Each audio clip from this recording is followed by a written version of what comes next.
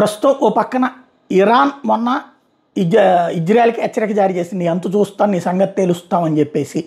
ఏదైతే Hamas chief తన దేశంలో చనిపోవడం హనియే ఈ నేపథ్యంలో అయితే యుద్ధానికి సర్వసన్నద్ధమైంది. ఆల్రెడీ వాళ్ళని మోటివేట్ చేస్తున్నారు. ఏకంగా కొమైని ప్రాణాలని తెగించి చెయ్యాలి, ఒక్కళ్ళు కూడా బతకడానికి వీల్లేదు అన్నటువంటి కాన్సెప్ట్లోనే తీసుకుని వెళ్తున్నారు. మోటివేషన్ నడుస్తుంది. ఇంకో పక్కన రష్యా నుండి ఇప్పటికే పెద్ద ఎత్తున ఎక్విప్మెంట్ వచ్చింది. అది ఏమొచ్చింది అన్నది ఇరాను చెప్పలేదు, ఏం పంపించామన్నది రష్యాను చెప్పలేదు. రష్యాతో పాటుగా ఇరాన్కి మంచి సాన్నిహిత్యం చైనాతో కూడా ఉంది. ఇప్పుడు చైనాతో తాజాగా చర్చలు జరుగుతున్నాయి. ఏంటంటే high resolution images of military targets in Israel.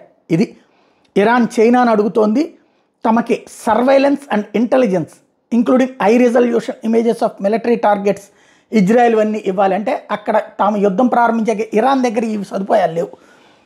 కాబట్టి ఇప్పుడు రష్యా కొంత ఇస్తుంది, చైనా దగ్గర ఇంకా అప్గ్రేడెడ్ ఉన్నాయన్నమాట. కాబట్టి ఆయా ఎక్విప్మెంట్ అంటే యుద్ధం చేస్తున్న సందర్భంలో ఎక్కడెక్కడ దాడులు చేయాలి, ఎక్కడెక్కడ పరిస్థితి ఎట్లా ఉంది అన్నటువంటి తమకు ఎప్పటికప్పుడు సమాచారాన్ని అందించాలని చెప్పి చైనాని కోరింది ఇరాన్.